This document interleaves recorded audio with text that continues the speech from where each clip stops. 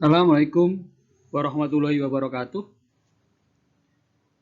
Pada kesempatan kali ini kita masuk ke dalam seri yang kedua untuk membahas mengenai kode etik dalam psikologi. Dan pada kesempatan kali ini kita akan membahas mengenai kompetensi, tentunya aturan kompetensi yang tertuang dalam buku Kode Etik Psikologi Indonesia. Pada buku Kode Etik Psikologi Indonesia, pada bab kompetensi pasal 7 dengan subjudul atau tema ruang lingkup kompetensi. Di sini diatur bahwa ada sedikit perbedaan mengenai kompetensi yang dimiliki oleh ilmuwan psikologi dan atau psikolog.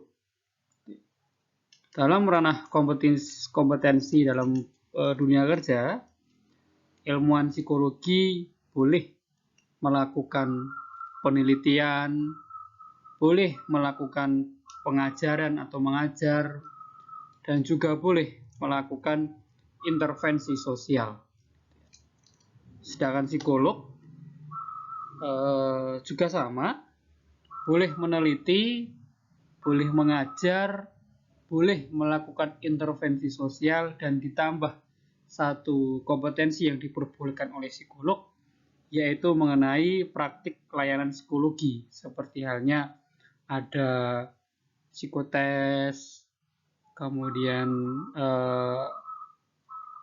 intervensi psikologi yang lainnya selain intervensi sosial tentunya ya, itu diperbolehkan karena psikolog dibekali pendidikan mengenai hal yang tersebut. Saya Dr. Seger Handoyo, psikolog, saat ini menjadi Ketua Umum Pengurus Pusat Himpunan Psikologi Indonesia, HIMSI, dan juga dosen di Fakultas Psikologi Universitas Airlangga.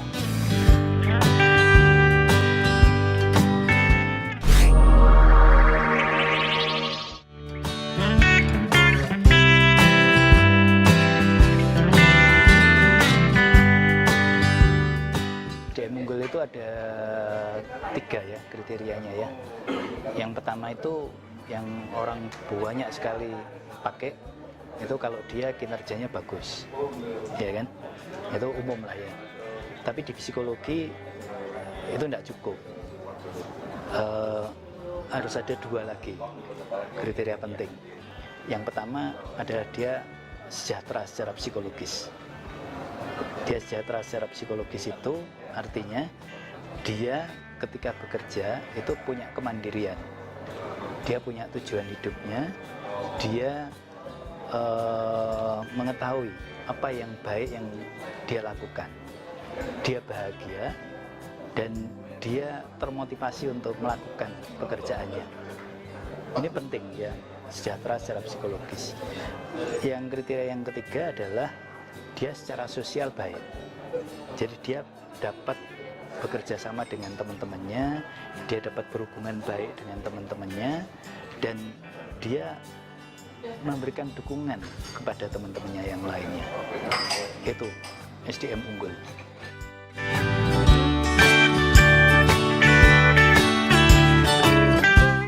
Mengembangkannya ada 4 hal yang harus diperhatikan kalau dari perspektif psikologi. Yang pertama harus dicari orang yang cocok, ya, mencocokkan antara orang dengan pekerjaannya, mencocokkan orang dengan organisasinya. Kalau orang tidak cocok dengan pekerjaannya, dia akan stres. Apalagi kalau dia tidak mampu melakukan pekerjaannya, berarti dia tidak cocok. Dia tidak suka dengan pekerjaannya, berarti dia tidak cocok dengan pekerjaan itu. Dia akan mengalami stres. Dia akan tidak bisa bekerja dengan baik. Ya. Itu yang pertama, ya, mencocokkan. Yang kedua adalah memberikan kesempatan untuk berkembang, pengembangan. SDM di perusahaan harus dikembangkan ya, supaya dia jadi unggul. Dia harus di training, dia harus di coaching ya, dia harus dilatih untuk supaya dia setiap hari lebih baik, seperti pemain sepak bola yang setiap hari harus berlatih untuk kemudian dia menjadi lebih baik. Itu baru dia bisa jadi unggul. Yang ketiga adalah memberikan dukungan. HRD harus dapat memberikan dukungan kepada karyawan-karyawannya. Dukungannya berupa apa? Dukungannya berupa kalau dia tidak bisa, tidak dinilai sebagai orang yang malas, orang yang tidak kompeten, tetapi dibantu agar supaya dia bisa. Kalau dia sedang tidak bersemangat, harus dicari mengapa dia tidak bersemangat, dan kemudian dibantu agar supaya dia semangat kembali. Jadi dia mendapatkan dukungan. Teman-temannya, dukungan sosial juga penting. Kalau ada temannya yang sedang ribet, sedang suntuk misalnya gitu ya, temannya menanyakan apa yang bisa dibantu ya. Jadi sistem organisasi harus memungkinkan memberikan saling dukung terhadap satu dengan yang lain. Lalu yang keempat, memberikan umpan balik. SDM itu bisa unggul kalau orang itu diberi umpan balik. Kalau dia tidak bisa, ditunjukkan bahwa dia dalam hal ini dia tidak bisa, dan dia dikasih tahu bagaimana agar supaya dia bisa. Jadi diberi umpan balik, tidak dirasani di belakang, ini loh tidak kompeten, si A itu loh tidak bisa, melakukan gini aja tidak bisa, hanya dirasani. Tidak, dia harus diberitahu bahwa kamu belum baik dalam melakukan ini, sehingga kamu harus memperbaiki dalam hal ini. Jadi ada 4 hal itu: pencocokan, pengembangan, memberikan dukungan, dan memberikan umpan balik supaya SDM kita unggul.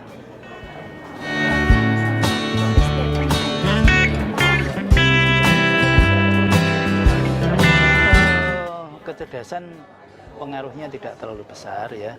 Sekarang itu yang penting bukan kecerdasan, tapi yang penting adalah bagaimana orang itu mau belajar terus-menerus. Saya sampaikan tadi di seminar bahwa bekerja itu bukanlah waktu untuk berhenti belajar. Jadi ketika bekerja harus terus belajar. Kemudian yang kedua, yang penting lagi ya, itu adalah mengelola emosi.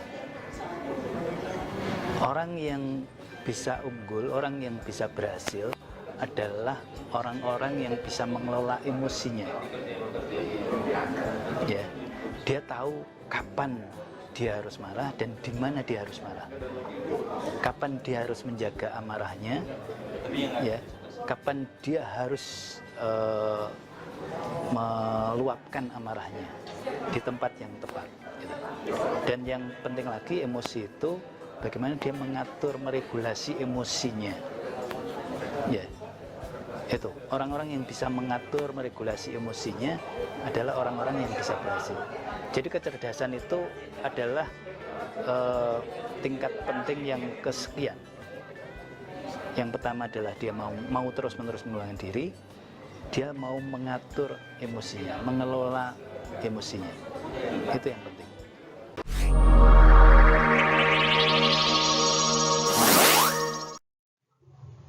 Apa yang disampaikan oleh Ketua HIMSI, Pimpinan Pusat Himpunan Psikologi Indonesia, Profesor Sugihandoyo barusan mengenai ciri-ciri SDM yang unggul, itu juga termasuk dalam salah satu implementasi dari pasal 8 dengan subtema peningkatan kompetensi, yang dimana anggota HIMSI, baik itu ilmuwan psikologi dan atau psikolog, wajib melaksanakan upaya yang berkesinambungan guna mempertahankan dan meningkatkan kompetensi mereka. Artinya ketika mereka telah selesai studinya, Untuk ilmuwan psikologi mungkin selesai S1, S2 maupun S3. Sedangkan untuk psikolog mungkin selesai S1, S2 plus profesi dan S3. Itu tetap diminta untuk menjaga atau melaksanakan upaya berkesinambungan untuk mempertahankan dan meningkatkan kompetensi mereka dengan cara yang misalnya baru S1 disarankan untuk melanjutkan pendidikan di strata yang di atasnya S2, kemudian S3 gitu ya. Itu salah satu upaya meningkatkan kompetensi. Kemudian cara mempertahankannya ya ilmu yang digunakan atau ilmu yang diperoleh selama kuliah digunakan, diimplementasikan di dunia kerja, di lingkungan masyarakat. Kemudian upaya meningkatkan kompetensi yang lainnya yaitu mengikuti pelatihan-pelatihan yang ada tentunya dengan tema psikologi. Kemudian untuk peningkatan kompetensi bisa mengikuti sertifikasi kompetensi yang ada di bawah HIMSI melalui LSP ya, Lembaga Sertifikasi Profesi Psikologi yang menyediakan sertifikasi berlisensi PNSP. Ya, itu salah satu juga cara untuk meningkatkan kompetensi.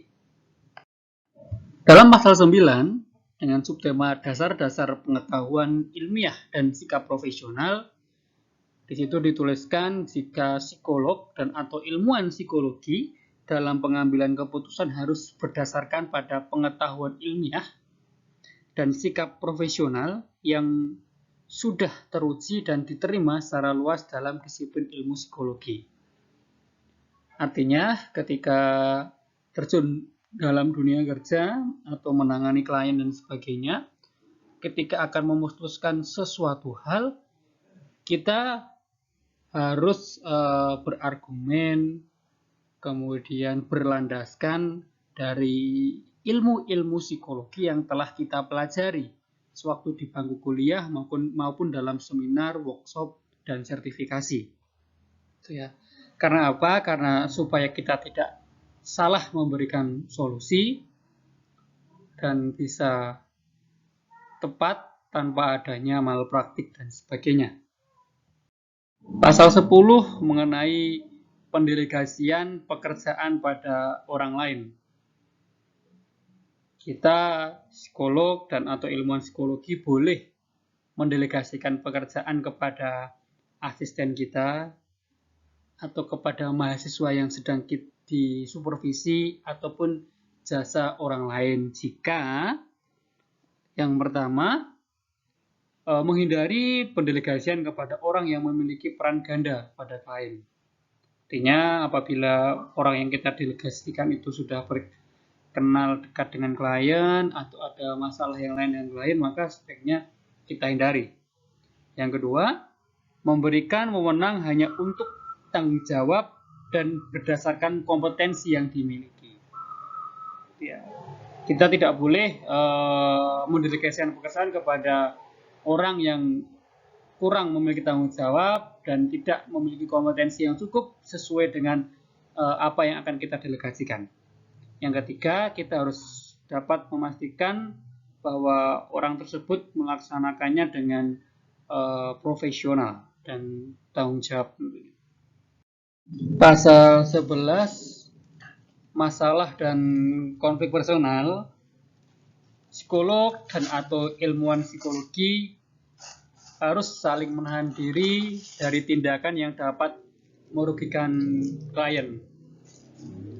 Yang kedua, wajib waspada adanya konflik pribadi dan sesegera mencari bantuan penyelesaian masalah.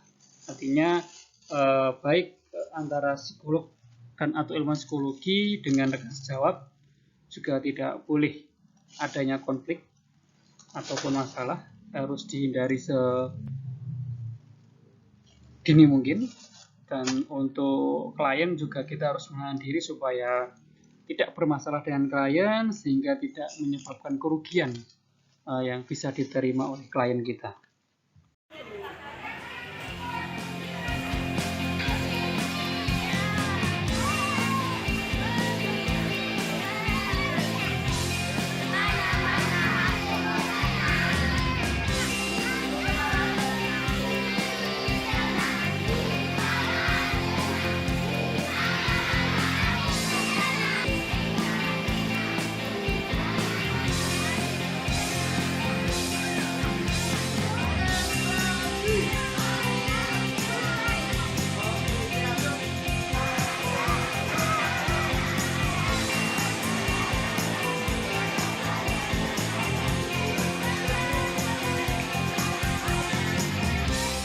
Oke, jadi layanan dukungan psikososial kita memberikan konteks bermain ini untuk menimbulkan semangat, keceriaan adik-adik kembali setelah adik-adik mengalami sebuah peristiwa yang selama ini mungkin belum pernah dialami, sehingga kita bangkitkan semangat adik-adik untuk tetap bisa bersemangat dalam menghadapi hari-hari berikutnya.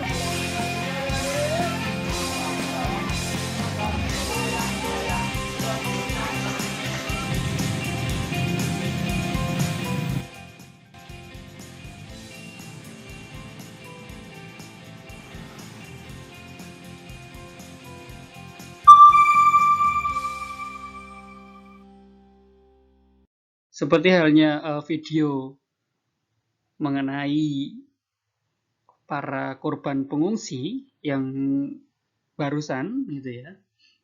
Itu tergambarkan bahwa para korban bencana yang sedang mengungsi di salah satu tenda diberikan permainan-permainan oleh relawan atau orang-orang yang ada di situ gitu ya. Nah, itu disebut dengan penanganan pertama mungkin ya pada korban bencana. Pemberian layanan dalam keadaan darurat apabila dalam suatu daerah tersebut tidak ada psikolog, tidak ada ilmuwan psikologi, siapapun boleh melakukan pemberian layanan dalam keadaan darurat ini. Terutama ilmuwan psikologi boleh menggantikan dengan ketentuan dan syarat yang berlaku. Gitu ya. Tentunya yang bisa dilakukan yaitu layanan psikologi secara sederhana. Karena sifatnya darurat tidak bisa detail ya. Lakukan saja layanan psikologi secara sederhana supaya tetap bisa membantu para korban bencana. Kemudian setelah itu para ilmuwan psikologi atau relawan kebencanaan itu harus mencari seorang psikolog yang dimana memiliki kompetensi yang lebih supaya bisa dapat tepat memberikan layanan dalam keadaan darurat tersebut. Kemudian seorang psikolog tersebut ketika memberikan layanan dalam keadaan darurat tentunya akan melakukan asesmen, lebih detail asesmennya gitu ya, dan akan memutuskan apakah layanan kepada korban bencana ini akan dilanjutkan menjadi beberapa hari, beberapa minggu, beberapa bulan kemudian, supaya semuanya lebih terkondisikan, atau setelah melakukan asesmen malah menghentikan karena dirasa sudah cukup membantu mereka. Nah, ini pentingnya ada orang yang tepat dalam memberikan layanan dalam keadaan darurat. Nah, biasanya psikolog juga mengkader, baik itu mahasiswanya yang sedang disupervisi, atau mahasiswa yang di kampus, atau rekan sejawat yang menjadi ilmuwan psikologi gitu ya. Itu dikader, dijadikan menjadi satu tim dengan sebutan tim psikososial. Ya, yang dimana bila sewaktu-waktu dibutuhkan untuk membantu para korban bencana sudah siap diterjunkan ke lapangan. Terima kasih untuk video kali ini dalam seri pembahasan kode etik psikologi. Kita cukupkan, silakan nantikan video-video selanjutnya mengenai subtema kode etik psikologi yang lainnya. Terima kasih sudah menonton. Jangan lupa subscribe channel YouTube Sapa Psikologi ini. Apabila channel YouTube ini bermanfaat bagi teman-teman, silahkan bisa di-share supaya lebih banyak orang lain yang mendapatkan manfaatnya. Apabila ada suatu hal kejanggalan, kesalahan atau kekeliruan dari channel YouTube Sapa Psikologi ini, silakan segera menghubungi kami supaya kami bisa berbenah dan di kemudian hari lebih baik lagi supaya bisa menyajikan tayangan video yang menarik dan mengedukasi. Terima kasih. Wassalamualaikum warahmatullahi wabarakatuh.